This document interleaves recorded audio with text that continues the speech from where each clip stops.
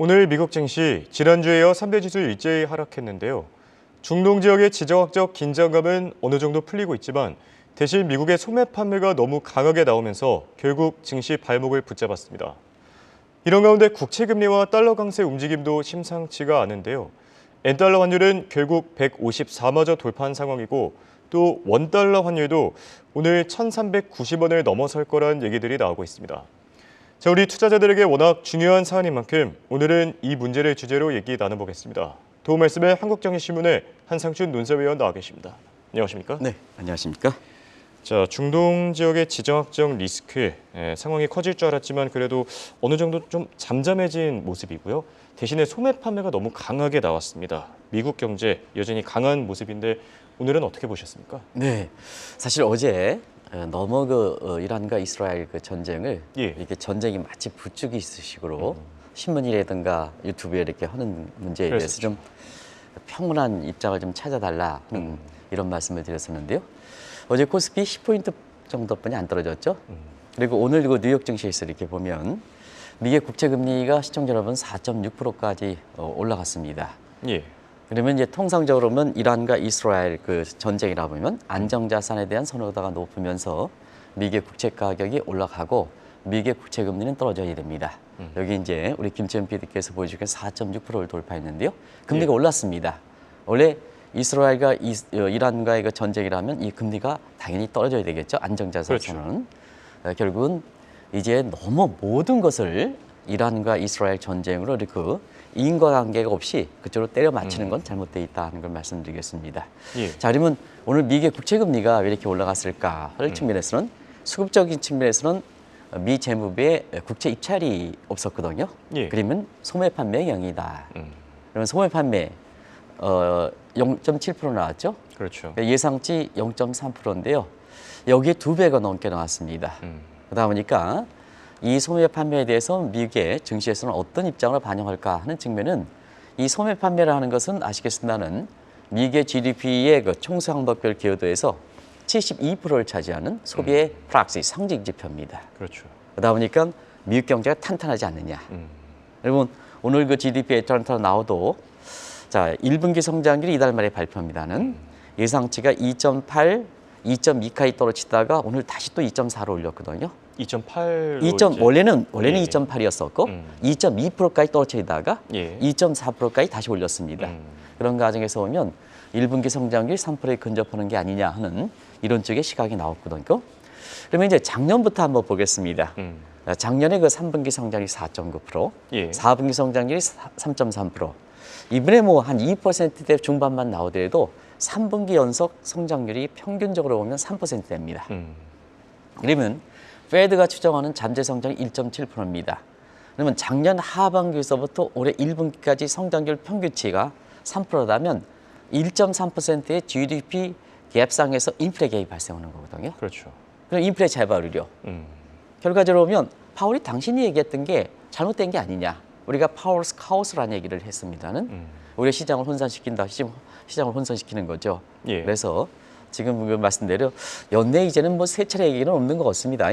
그래서 이제 연내 물 건너가는 게 아니냐 금리에다가 우리는 이제 2차례 정도 기조적으로 연초부터 이렇게 일관성을 지키고 있습니다는 결국 미국의 국채 금리가 4.6% 돌파하면서 미국의 3대 지수가 고평가에 있는 상태에서 이 국채 금리가 올라가다 보니까 예. 이렇게 지수가 동반 하락하는 모습을 보였다 이렇게 보겠습니다. 알겠습니다. 자, 결국 중동 지역의 지정학적 리스크, 이 급속히 소멸되는 움직임이 나타나고 있는데요. 전쟁과 관련된 지표들 움직임이 있습니까? 네, 사실은 이 지표를 일부 외신에서 나오긴 했습니다만 어렵게 구했습니다. 그래서 시청자 여러분, 전쟁 당사국인 이스라엘과 이란의 금융시장은 지금 어떤 모습을 보일까? 많은 신문이 오늘도 중동의 전쟁감이 긴장이 된다 하는데 예.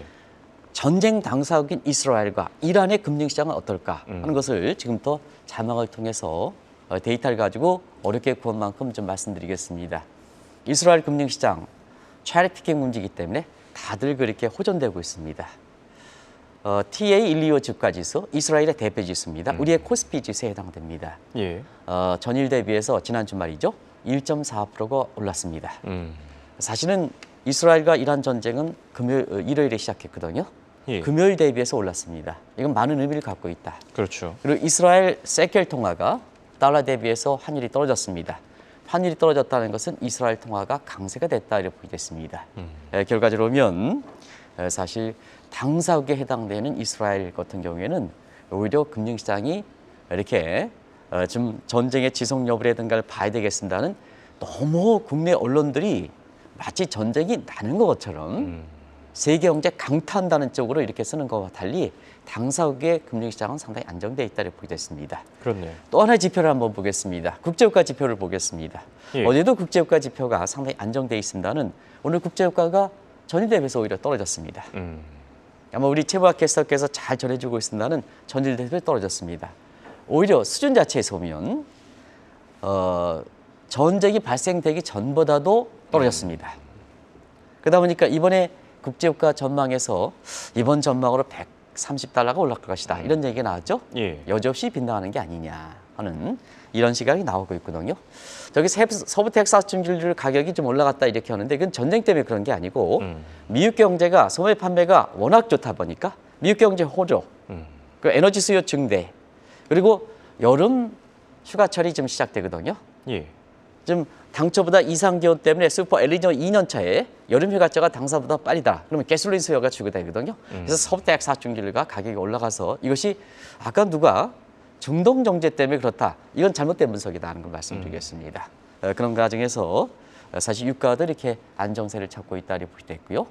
이란 금융시장도 주식이라든가 이란 환율이 요동치지 않습니다. 상당히 안정돼 있습니다. 예. 그래서 당사국인 이스라엘과 이란 금융시장이 상당히 안정돼 있다.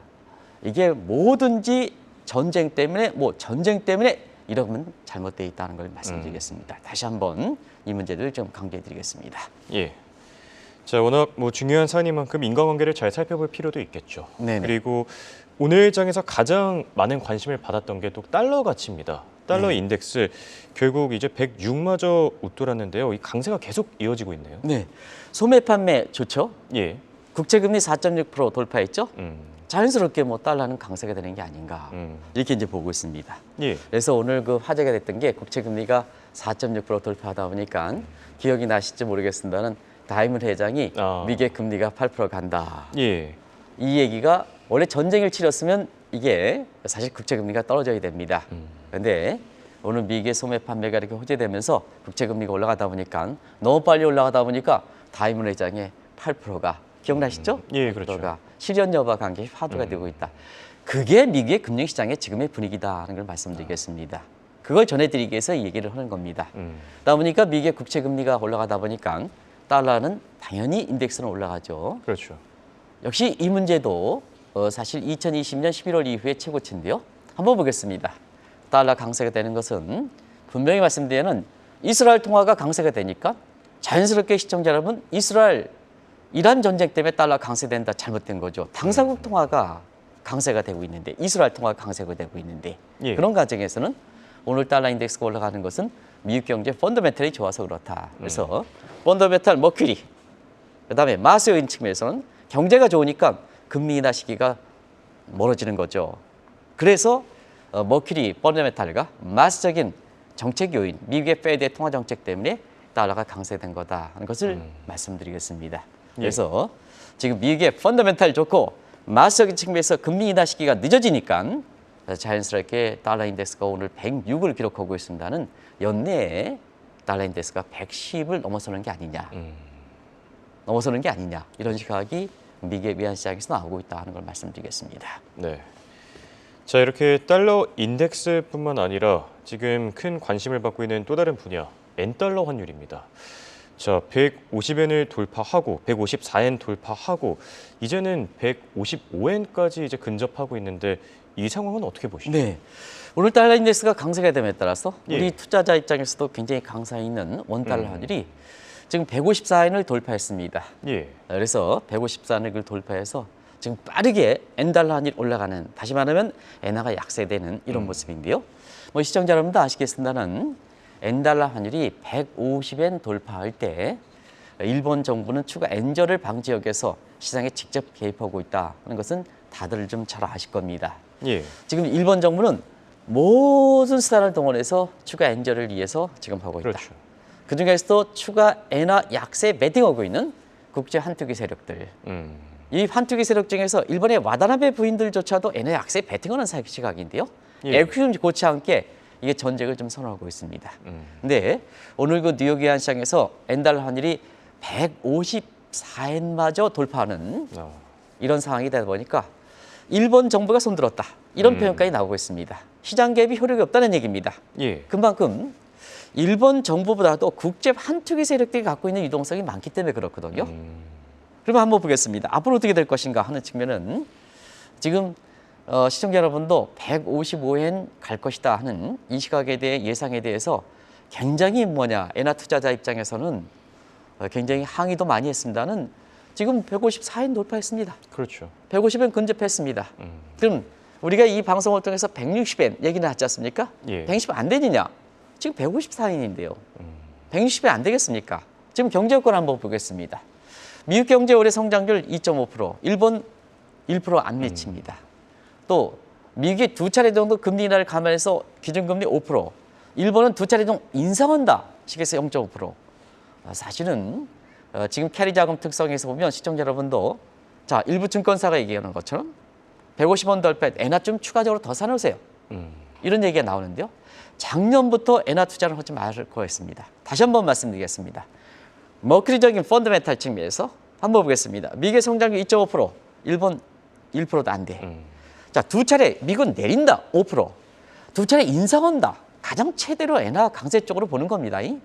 간다. 그러면 시청자 여러분께서는 미국의 기준금리 5%, 뭐 다이먼 회장이 8% 얘기하지 않더라도 5%, 그 다음에 일본의 금리가 0.5%라면 어디 갖다 투자하시겠습니까? 미국 갖다 투자하는 거죠. 근데 왜 국내 증권사들이 아직도 1년 동안 200원 이상 100엔당 손실을 밝히면서 왜 엔화 투자하라 이렇게 합니다. 또 엔화 가지고 미국의 국채 금리는 지금 올라가고 금리 인하 시기는 멀어지는데 아직도 엔화 가지고 미국 국채를 사라 이렇게 얘기합니다. 예. 그래서 이런 문제가 이렇게 이 방송을 통해서 고집이 되는 게 아니고 지금 엔달러 환율은 한국경제TV가 전망한 것처럼 그런 쪽으로 흐르고 있다는 것을 말씀드리겠습니다. 자, 엔화 투자자 작년에 기회다가 이렇게 들어와서 국내 증권사들이 엔화 투자 권유할 때가 그때가 뭐냐 한 1,100원대였습니다. 예, 그렇죠. 이렇게 해서 지금 890원대 되고 있습니다. 100엔당 200원 이상 손실을 기록하고 있습니다. 오늘 엔달러 환율이 150대항까지 또 엔저가 됐습니다. 그러다 보니까 지금 어제 우연한 기회로서 증권사에 창구를 갔더니 민원이 나왔더라고요. 어떻게 민원이 나왔느냐. 자, 당연히들이 증권사에 되겠죠. 예. 엔화 투자를 건의했는데 나 손실이 발생했다. 근데 지금 상태에서 이제 시청자 여러분이 아시거든요. 미국과 일본의 경제권 누가 좋으느냐? 미국이 좋다. 그렇죠. 금리가 미국이 높다. 다 아시지 않습니까? 근데 또 국내 증권사가 엔화 투자를 권유한단 말이에요. 그다음 민원이 발생할 수밖에 없죠. 당신은 무슨 얘기냐? 200원 이상 100원당 손실이 많은 상태에서 무슨 엔화 투자 또 권유하고 엔화 가지고 미국 국채 투자하느냐? 미국 국채는 뭐냐? 지금 금리를 계속해서 올라가는데 그래서 서로 민원이 발생하는 거죠. 예. 민원이 발생해서 그래서 해외 부동산 투자에 대한 손실, 홍콩의 ELS 문제 이런 문제에 대해서 엔화 투자에 손실하는 문제도 국내 증권사와 건의를 했던 증권사와 굉장히 민원이 세게 붙을 것이다. 그런 것을 말씀드리겠습니다. 예.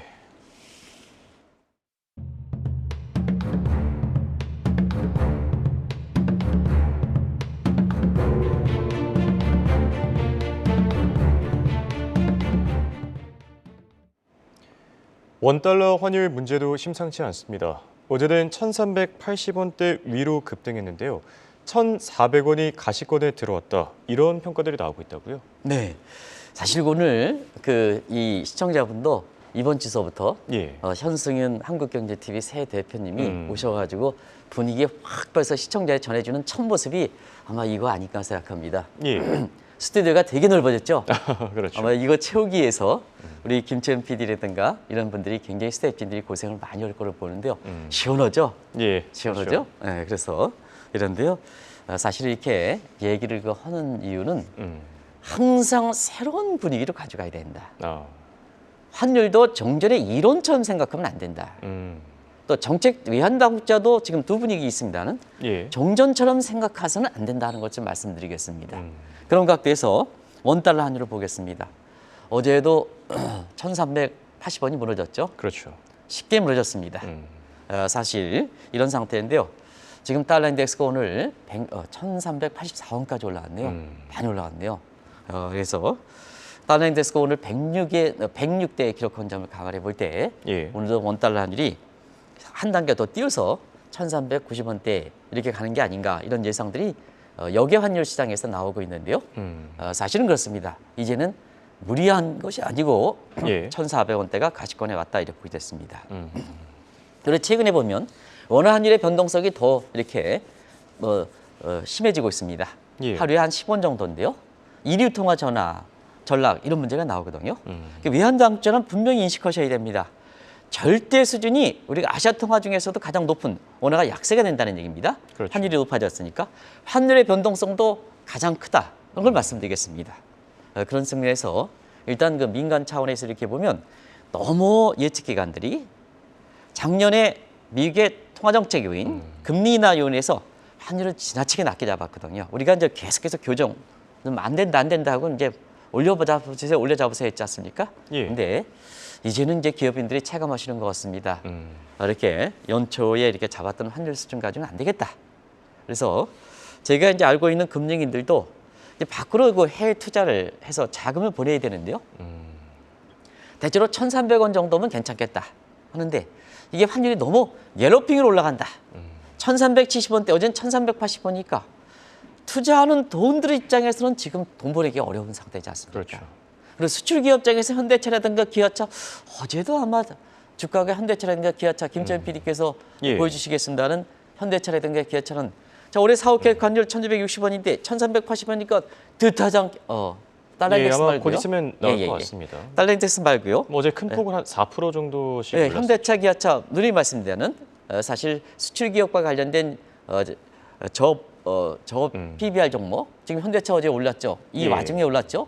그다음에 기아차도 올랐습니다.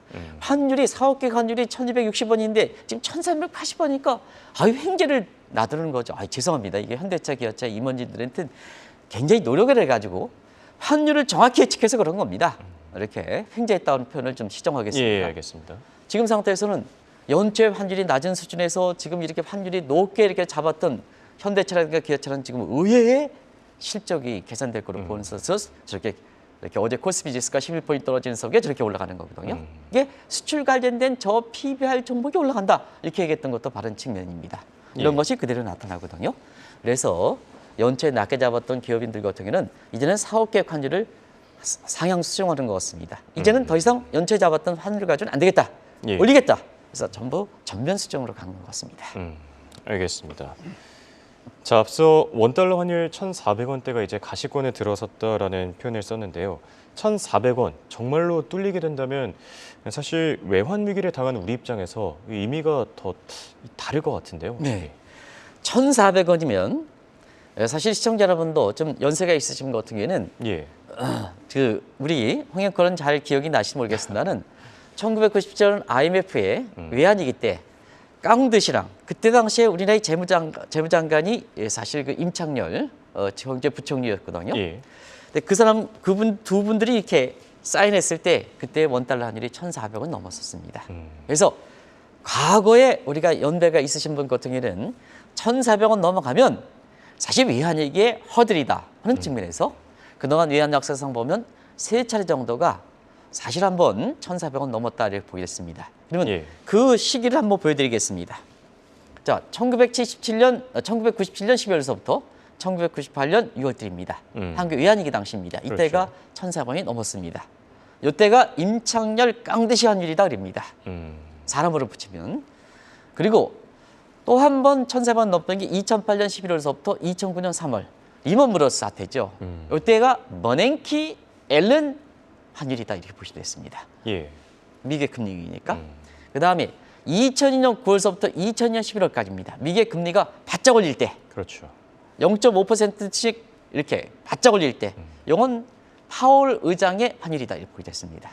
자 그러면 자 앞으로 1,400원 올라간다면 요 한국의 외환위기, 미국의 금융위기, 미국의 금리가 바짝 올라갔을 때 이렇게 하는데요. 지금 정책당국 입장에서는 자, 이번에 환율이 1,400원 정도 이렇게 올라간다면 세 번째 케이스다. 우리 내부적으로 문제가 없다. 이런 쪽으로 세 번째로 보는 것 같습니다. 저도 예. 그렇게 되기를 바랍니다. 국민의 입장에서 그렇게 되기를 바랍니다. 그렇죠. 그런데 똑같은 우리 이제 정책당국이 어제 평가 나온 거를 한번 보면 세 번째다. 근데 미국의 금리 인상 부분이 미국의 금리 인하 부분이 지연되는 거는 뭐냐? 일본도 똑같고 한국도 똑같습니다. 근데 원달러 환율의 상승 속도가 가장 빠릅니다. 그리고 원화의 변동성이 가장 심합니다. 그러면 우리 외환 당국자가 미국의 금리 인하 시기가 늦어진다는 똑같은 변수 가지고 자, 최근에 원달러 환율이 이렇게 올라가고 원화의 변동성이 확대되는 게 미국의 금리 인상만 요인이냐, 미국의 금리 문제만이냐, 우리 내부적으로 문제가 없다는 식으로 얘기하는 건 잘못되어 있다는 걸 말씀드리겠습니다. 예. 자, 그만큼 환율이 빨리 올라가고 그다음에 뭐냐, 원화 변동성이 우리 내부 문제가 많다. 내부 문제가 많다. 이걸 현실을 정확히 진단해야 사실상 뭐냐, 우리가 외환 단계 포지션이 결정될 수 있을 거다 하는 것을 말씀드리겠습니다. 그렇습니다. 실제로 이 시간을 통해서도 이 당국의 조치들이 좀 필요하다. 너무 안이한 대응을 하고 있다. 이런 지적들을 하지 않았습니까? 우리가 코리아 디스카운트 2에 반복돼서 죄송합니다는 그 내용을 좀 뒤쪽에 풀기 위해서 좀 하겠습니다. 예, 알겠습니다. 1월 20일 날 코리아 디스카운트 대책에 외국 자본이 들어오니까 사실 국내 그 금융 시장이 안정됐죠. 뭐 주가도 올라가니까 이렇게 자화자찬 나왔죠. 그렇죠. 근데 우리가 그때 당시에 원화 변동성이 원화 환율이 뭐냐 1,330원대에서 2개월 동안 지속됐습니다. 움직이지 않았습니다. 예. 원화 변동성은 제로입니다. 세계에서 가장 안전한 통이다. 정책당국 입장에서는 공시사하기 좋죠. 그런데 내용인즉슨 개개에 해당되는 외국 자본은 들어오고 주인에 해당되는 한국의 투자가 우리 애국심을 갖고 있는 사람이 대부분 국민들이 다 그런데요.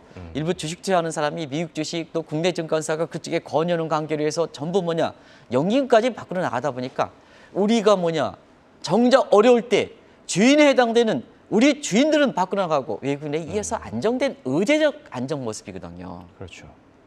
그런 과정에서 우리가 바퀴벌레 시열이라든가 외국 자본이 이탈될 때는 도로에 푹 꺼짐 현상 같은 거 이런 것도 우려했지 않습니까?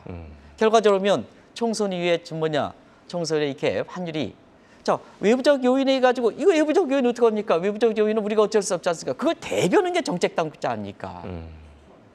뜻하지 않는 상으로 미국에 이렇게 이란과 이스라엘 전쟁이 터지고 이런 거 대변하는 게 정책당국자 아닙니까? 예. 그런 상태에서 환율이 빨리 올라가다 보니까 자 이제는 미국의 금리 인하 시기가 지연된 앞서 말씀드리니까 1,400 올라갔을 때 자 그 세 번째 단계에 해당된다. 우리 내부적 문제가 없다. 그런데 왜 똑같은 변수에 대해서 환율이 가장 빨리 올라가고 변동성이 가장 많으냐? 우리 내부에 문제가 있는 게 아니냐 하는 쪽의 얘기를도 이렇게 외환 당국자가 분명히 알아야 된다는 얘기거든요. 그런 예. 점을 반복해서 말씀드렸습니다. 알겠습니다. 자, 결론을 맺어봐야 될 것 같은데요. 자, 실제로 어제는 잘 들어오던 외국인 자금 결국 이탈세로 돌아섰습니다. 어제는 뭐 사실상 개인들이 좀 버텨줬다라는 평가들도 나오는데 우려됐던 이 외국인 자금 이탈세에 돌아설 것으로 보십니까? 일단 개인 투자가들이 어려운 환경에서 예. 국내 주식을 매서 그나마 어제 코스피지수가 11포인트 정도 이렇게 소폭 떨어진 데 대해서는 우리 국민들이다. 이게 우리 국민들이다 이렇게 보이겠습니다. 예. 정작 외국인들은 어떨까? 자 어제 오랜만에 이탈 규모가 컸습니다. 그렇죠. 총선 이후 사항을 일별로 한번 보겠습니다. 총선 직후에 목요일은 1조 원 정도 유입했습니다. 금요일에는 166억으로 그 규모가 대폭 축소했습니다. 어제는 2,380억 매도했습니다. 큰 폭으로 매도했습니다. 결과적으로 외환 당국자가 환율이 이렇게 올라가는 문제는 미국의 금리 인하 시기가 지연되고 있다. 이 문제로 이렇게 얘기하는 그건 공통적 문제다. 우리 내부 문제가 없을까 하는 측면에서 이렇게 보면 자 외국 자본이 이렇게 이탈세로 돌아서는 입니다. 예. 그러면 왜 외국 자본이 이탈세로 돌아갈까? 원화의 환율의 적정성을 보겠습니다. 원달러 환율의 환율 구조 모델이라든가 최세서 모델이라든가 경상수익 균형을 보면 1,160원 정도 나옵니다. 환율이 지금 1,380원이니까 적정 수준에서 120원 정도 높습니다. 외국인들이 더 이상 한국 증시에 넣어서 환착을 기대할 수 있는 수준은 아닙니다. 한국의 펀더멘털이 좋습니까? 지금 상승이 좋은 기사 합니까? 자, 우리 펀더멘탈 그렇게 좋지는 않습니다. 그리고 밸류업 대책, 코리아 디스카운트 대책, 금투세 폐지 이거 총선에서 여당이 참패해가지고 뭐냐면 지금 기대감이 떨어지고 있습니다. 환차적인 매력이 없습니다. 또 미국과 한국의 금리는 미국의 기준금리가 5.5%, 한국의 기준금리 3.5%, 2%포인트 벌어지고 있습니다. 어떻게 하겠습니까? 나가야죠. 그렇죠. 나가야죠. 그러면 시청자 여러분 보겠습니다. 뭐든지 미리 대처하지 않으면 어제 같은 경우도 우리 4배 문제가 없다는 게 외환당국자입니다. 예. 근데 외국 자본이 이탈세로 돌아설 때는 어떻습니까? 국내 금융시장이 유일하게 외국인이 받치고 있지 않습니까? 근데 이거 나간다 그렇게 본다면 사실 환율이 급등하고 주가가 떨어지는 싱크로형 위기가 될 수가 있는 거죠. 그렇죠. 그래서 제가 만약에 그런 능력이 없습니다는 내가 외환당국자가 만약에 됐다고 그러면 어제 같은 상황에서는 사실 이런 노력을 좀 했을 겁니다. 어리 워닝 시스템 실효성을 좀 검토해주고 그다음에 지금 이 최상목 부총리가 지금 이렇게 IMF 연차 총회를 위해서 이렇게 총계청에서 미국에 갑니다는 사실 미국과의 통화수합 체결 이런 쪽에 노력을 좀 하겠다 하는 이런 쪽으로 입장을 보였으면 얼마나 좋은 모습일까 점에서 하는 생각에서 지금 마지막으로 말씀드리겠습니다. 예, 알겠습니다. 네, 말씀하신 대로 유비무환의 마음가짐을 가져야 될 때가 아닌가 싶습니다. 지금까지 도움 말씀의 한국경제신문의 한상준 논설위원이었습니다. 네, 감사합니다. 네, 고맙습니다.